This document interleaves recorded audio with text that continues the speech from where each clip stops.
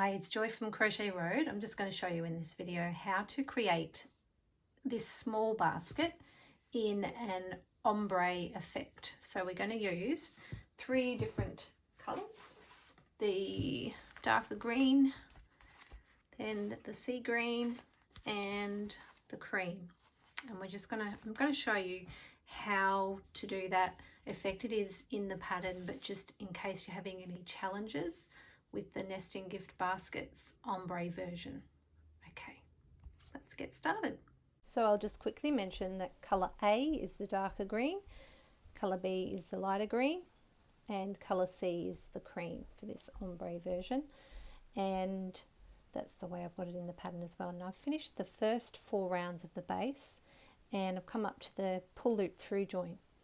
We're going to do a nice tight join, so you turn your work over, remove your hook from the working loop, place your hook into the marked first stitch. I've already taken the marker out, place it from front to back, grab that working loop, pull it through really tight so that it's not visible on the right side. You can see, you can't actually see where I've pulled through that loop. And then do a nice tight chain 1 as part of the join. So that's not to get any height, it's just part of the join. Helps to hold it together. So then we are going to turn our work around and have the front facing us to do the first round of back post single crochet of the sides. So at the base of this join you've just made is the first stitch. I'll just zoom in there. The first stitch here, and that's where you're going to place your first, this first post is where you're going to place your first back post single crochet around. So chaining 1 as the pattern says, and then place your hook in from behind, so back post from the back, round to the back of the post again, pull your yarn through to the front and through to the back, and put yarn over and pull through 2. So let's do that again. That's your first stitch made, and we'll place a marker in that, which I seem to have misplaced for a moment there. Okay, so we've got the marker in place, and we're going to do a back post single crochet in each stitch around. So place your hook from the back. It's pretty difficult to learn this one with this yarn, but through across the post, grab the yarn and pull it through to the front, pull it through to the back, and yarn over and pull through 2.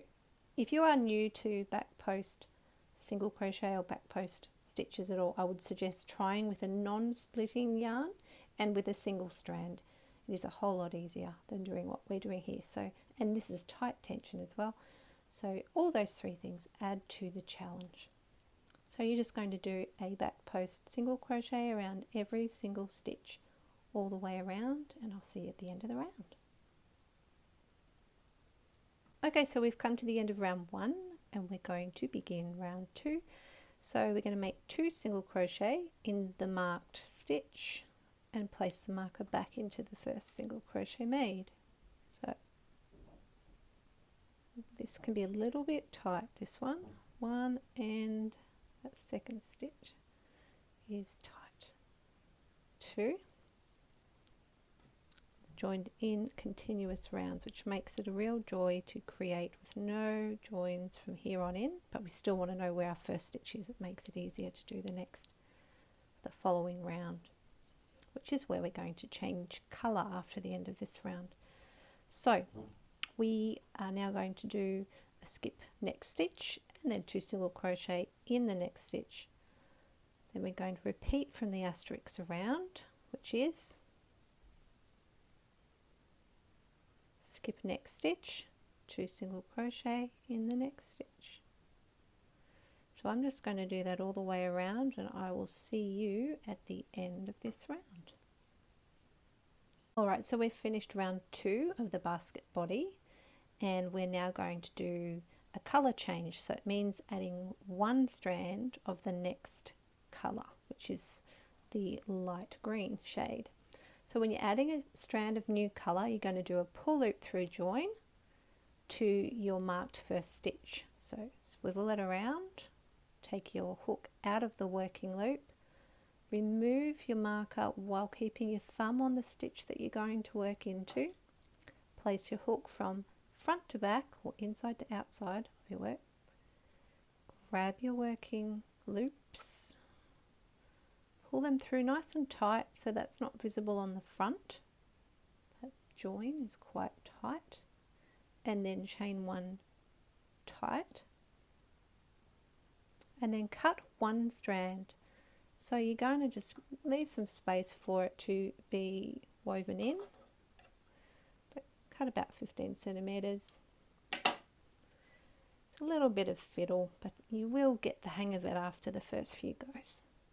So now we're going to pick up the new strand and tie, if you want to, you don't have to do this, tie the loose strands in a small knot if you would like to. I like to do that. Sometimes I do, sometimes I don't, but it's just for the basket because it's not a wearable. It's something that doesn't really matter too much if you do have a small knot inside, and you can really hide it quite easily as well. So that's tied a small knot in those loose strands. Okay, and now I'm going to weave those ends in later on. It's always a good idea just in case you make any errors. So now we are going to grab these two and work with one strand of colour A and one strand of colour B for rounds 3 and 4. Just 2 single crochet in the first single crochet of each group. Now because of group of 2, because we've just joined to that stitch, it's going to be a little bit tight, but it is doable.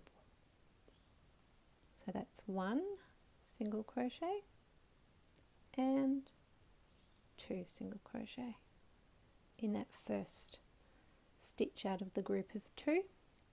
Skip the next stitch, so you're skipping the second stitch in that group, and then 2 single crochet in the first stitch of the next group of 2, and you just continue that all the way around. So it's the same, you're skipping 1, same as the previous round.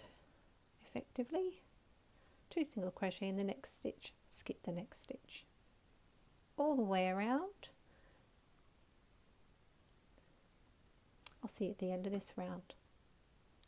Okay, so I've reached the end of round 3, so I'm just going to skip that second stitch in the group of 2 single crochet and work 2 single crochet into the first stitch of the round, which is that first tight one that I mentioned before.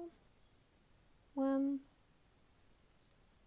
2, placing a marker back in that first stitch and skipping your second stitch and 2 single crochet again all the way around, and then at the end of round 4 I'm going to do another colour change where we just go to 2 strands of the lighter green. See you at the end of this round. Okay, so we're at the end of round 4 of the basket body, and we are going to cut the dark strand and pop it away so it doesn't get tangled up, and then get out. Basically what I do is I've got one strand coming from the center, and with this yarn it's actually quite easy to have one strand coming from the outside at the same time. It's quite easy to find the center of this Bellissimo orchard.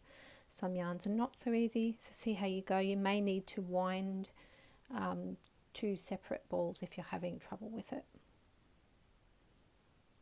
So you find your loose strand, and again, like we did last time, if you want to, sorry, you were actually meant to do the pull loop through join first, which I forgot myself. So I'm just going to do that quickly.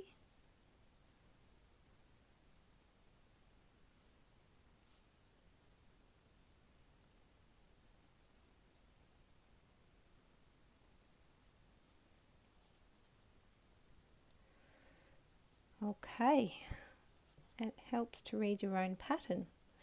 So let's see, now we're going to tie the loose strands, so the end of the new light strand I'm working in and the loose strand of the darker green in a knot, really tight and really close. It's, again, as you can see, it's quite fiddly to do, but I think it's worthwhile doing this. And you just use your fingernail to get it up close to the joining site, and then we'll again weave those ends in later on. So you need to get your two strands together, two working strands together, get the yarn tension right with that, and again starting in that first single crochet of any group of two, you're going to make 2 single crochets, skip the next stitch and 2 single crochets in the next stitch all the way around again, and we're going to do 2 rounds in the 2 strands of green, of pale green. See you at the end of the next 2 rounds. Okay, so we've reached the end of round 6 and we're going to do that pull loop through join again into the marked first stitch,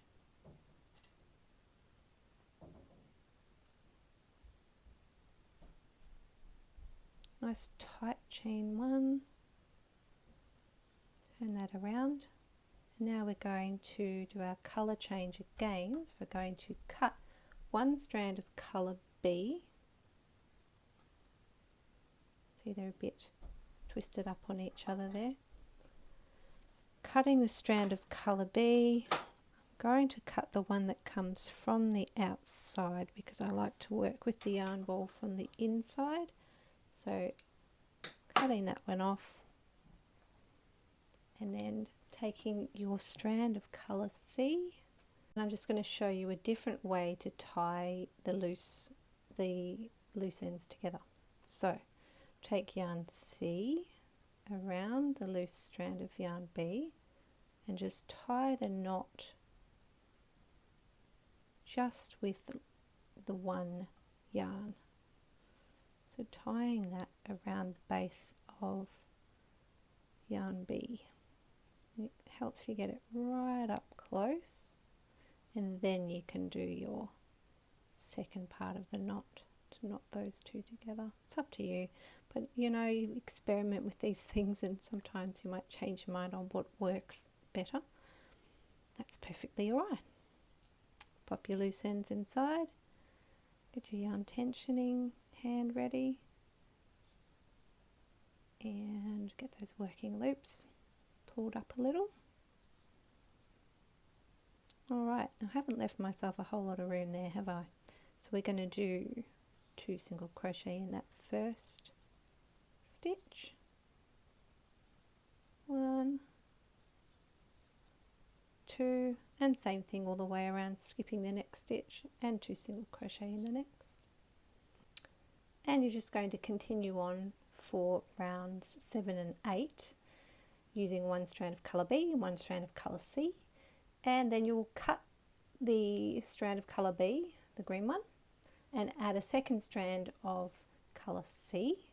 So then you will finish your final rounds in these 2 strands of colour C as follows, and in the pattern it says for the small one we're going to just do the same thing. Rounds 9 and 10, it's 2 single crochets in the first single crochet of each group of 2 and skip the next stitch. And for the medium you've got different instructions, and the large also different. Now if you wanted to, there's also a final round of surface slip stitch for mainly for the large basket. First of all, I don't think this one needs it. I don't think the medium really needs it either because they're quite small to start off with. But it's completely up to you if you want to do that. Just surface slip stitch to reinforce the basket so that the top of it sits nice and firmly when you've got things inside of it. So here's the finished basket, and I finished the multiple videos for this one, and as I am editing them, I just realized this is meant to be a continuous basket with no joins, but in the pattern I have written for the ombre color version that you do the pull loop through join for each size. As you can see, it doesn't actually end up with the most perfect join. I am not going to redo all the videos, but I would suggest, if you wanted to avoid that with the small size basket and avoid this kind of a jog you get with each PLT join, you can simply knot your strands inside.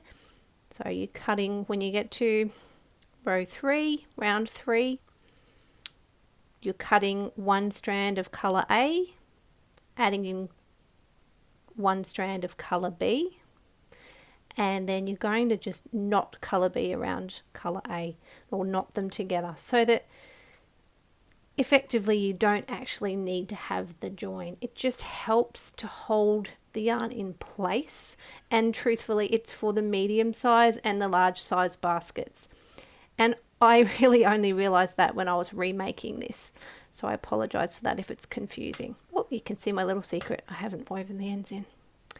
So I hope this has been helpful, and I look forward to seeing you in the next video. Thanks very much for watching. Bye for now.